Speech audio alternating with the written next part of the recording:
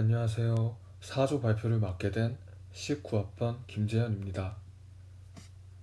먼저 저희 4조의 목차는 총 5파트로 주제 선정 이유, 노인복지란, 노인복지가 필요한 이유, 노인복지와 관련된 직업, 그리고 소감 및 기타입니다. 저희 4조가 노인복지란 주제를 선정하게 된 이유는 첫째, 복지 관련 직업에 관해 아직 정보가 부족한 대학생의 갈피를 잡아주고, 둘째, 그들이 생소해하고 접해본 적 없는 노인복지라는 주제와 그와 관련된 직업을 설명해주고, 셋째, 고령화 사회는 차트를 보시게 되면 고령 인구 연평균 증가율에 따르면 대한민국은 OECD 평균 2.6%를 훨씬 웃도는 4.4%로 2030년에는 대한민국의 인구의 4분의 1이 노인이 되는 현실이 다가오기에, 넷째, 결국 이런 미래에 더 많아질 노인분들에 대해 결국 노인 복지는 피할 수 없는 주제이며, 또한 또 다른 사회 문제 혹은 일자리 문제를 야기할 수도 있기 때문에 저희 사조는 노인 복지라는 주제를 선정하게 되었습니다. 그렇다면 노인 복지란 무엇일까요? 쉽게 말하자면 노인이 인간다운 생활을 유지하고 사회에 적응 그리고 통합하도록 자원과 서비스를 제공하는 것을 말합니다.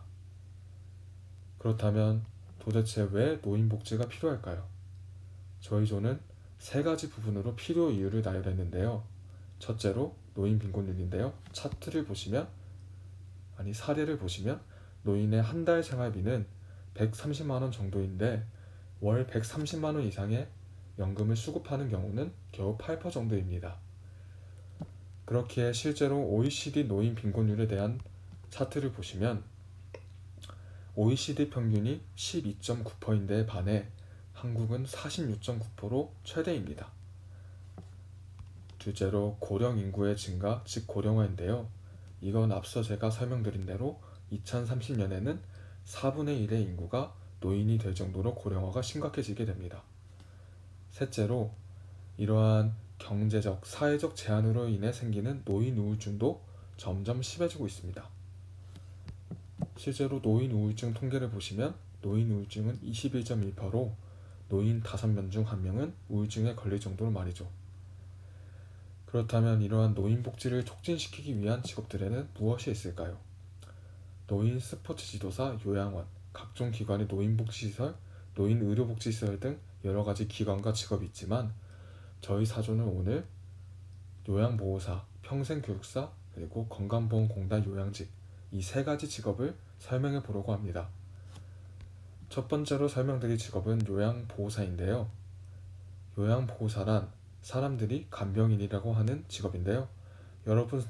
여러분들도 아시다시피 병원 및 가정 등에서 요양이 필요하거나 거동이 불편한 환자의 활동을 보살피고 돕는 직업입니다. 그렇다면 요양보호사가 되기 위해선 어떤 과정을 거쳐야 할까요? 첫째로 교육기관에서 교육과정을 이수해야 시험의 자격이 부여됩니다. 교육과정에는 제가 표시한 대로 사회복지사 같은 경우는 이론 32시간, 실기 10시간, 실습 8시간으로 총 50시간의 교육과정을 이수하면 됩니다. 둘째로 시험을 보게 되는데요. 시험은 필기와 실기로 나뉘게 되며 객관식 오지선다형으로 요양보호와 관련된 것, 요양보호론 내용으로 총 80문항을 시험 보게 됩니다. 이 시험에 통과하게 된다면 요양보호사가 될 수 있습니다. 두 번째로 제가 설명드릴 직업은 평생교육사입니다. 평생교육사란 말 그대로 평생 동안 교육을 받을 수 있도록 돕는 직업인데요. 주된 일로는 학습 프로그램을 개발 및 운영하거나 교육과 관련된 기관을 관리하고 학습에 대해 상담과 평가, 그리고 어떻게 학습을 해야 하는지 컨설팅을 하게 됩니다. 그렇다면 이런 평생교육사가 되기 위해선 어떠한 과정을 거쳐야 할까요? 일단 대학에서 필수 5가지 평생교육론, 평생교육 방법, 평생교육 경영, 평생교육 프로그램 개발, 평생교육 실습 160시간 등을 듣고 수많은 선택 과목 중 5가지를 선택하여 이수하고 졸업하면 평생교육사 2급 자격증이 부여되게 됩니다. 그러고 나서 평생교육사 2급 자격증을 가지고 5년간 관련 업무를 하고 나면 1급 승급 과정을 이수하고 평생교육사 1급이 될 수 있습니다. 이러한 평생교육사는 국가평생교육진흥원, 시도 평생교육진흥원, 장애인 평생교육시설, 시군구 평생학습관 등 평생교육사를 한 명 이상 반드시 배치해야 하는 기관 등의 어느 정도의 취업 메리트를 가질 수 있게 됩니다. 마지막으로 제가 설명드릴 직업은 국민건강보험공단 요양직인데요. 많은 분들이 아실 수도 있습니다. 하는 일에 대해서 말씀드리기 전에 요양직이 되기 위해서는 응시 자격과 서류 심사, 필기 시험과 면접을 거쳐야 하는데요. 첫째로 응시 자격에는 사회복지사 2급 이상이기에 저희 학교를 무사히 졸업한다면 해당되게 됩니다. 둘째로 서류 심사인데요. 서류 심사에서 가장 중요한 것은 자격증과 자기소개서입니다. 보통 요양직 입사자가 가지고 있는 자격증으로는 컴퓨터 활용 능력 1급, 한국사 능력시험 1급, 사회조사 분석사 2급 정도입니다. 그리고 토익 같은 경우는 많은 분들이 걱정하시는데 만약 행정직을 준비하신다면 850점이라는 점수가 필요하지만 요양직 같은 경우는 토익을 보지 않기에 준비하지 않으셔도 무방합니다. 그 다음 자기소개서입니다. 자기소개서 같은 경우는 보통 사회복지 현장 혹은 민원응대, 사회봉사 등의 사회활동 영역을 많이 본다고 합니다. 또 중요한 부분은 저기 보이는 직업교육과 학교교육입니다. 요양직이 되기 위해선 각각 직업, 학교 부분에서 5가지의 교육사항을 채움으로써 가점을 채우는 게 무척 중요합니다. 이렇게 자기소개서를 통과하고 나면 셋째로는 필기시험인데요. 제1과목은 공통되게 NCS 기반 의사소통, 수리, 문제해결입니다.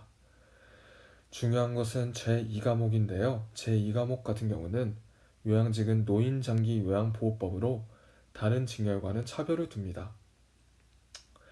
노인장기요양보호법이란 쉽게 말해서 일상생활이 어려운 노인에게 가사활동 지원 또는 급여 지원을 제공하는 사회보험 제도입니다. 요양 등급은 5가지로 일상생활의 어려움의 정도로 전적으로, 상당 부분 부분적으로, 일정 부분 등으로 나뉘고 급여는 방문하는 재가급여, 심신기능의 유지와 향상을 돕는 시설급여, 그리고 실제 금전적으로 지원을 하는 현금급여로 나뉘게 됩니다. 이러한 NCS 기반 시험과 노인장기 요양보호법 시험을 통과하고 나면 면접을 보게 되는데요.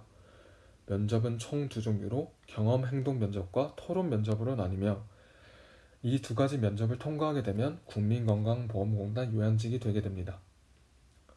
마지막으로 기타 사항은 아까 제가 말씀드린 가산점 사항인데요.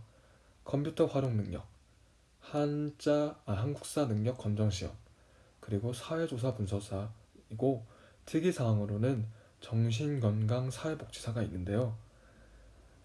정신건강사회복지사는 정신건강시설에서 1년 정도 머물며 실습을 하고 얻는 전문 사회복지사 자격입니다. 마지막으로 그렇다면 이러한 요양직은 무슨 일을 할까요? 첫째로 신청 및 조사, 등급의 인정 및 조사를 실시하고 둘째로 이용 지원, 제도에 대한 이해를 돕기 위해 상담 및 출장을 진행합니다. 쉽게 표를 보시면 상담, 방문조사, 장기 요양 등급 판정, 통보, 그리고 각종 이용 지원을 합니다.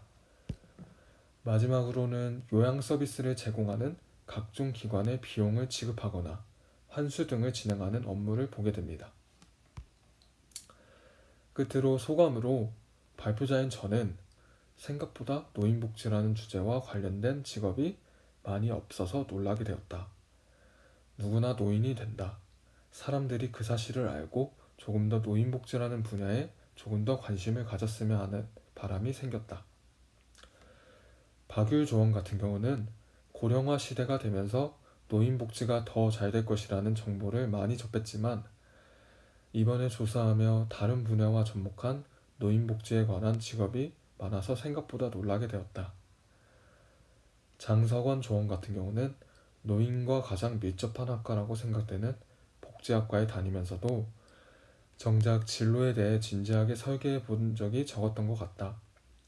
이번 조사를 통해 희망하는 진로가 명확해졌고 방법 또한 처음으로 설계해 나아갈 시간을 가졌던 것 같아 뜻깊었다. 이것으로 발표를 마치고요. 출처와 해외록은 제가 따로 남겨뒀기에 필요하신 분은 저희 조의 PPT 서식을 찾아보시면 되겠습니다. 감사합니다.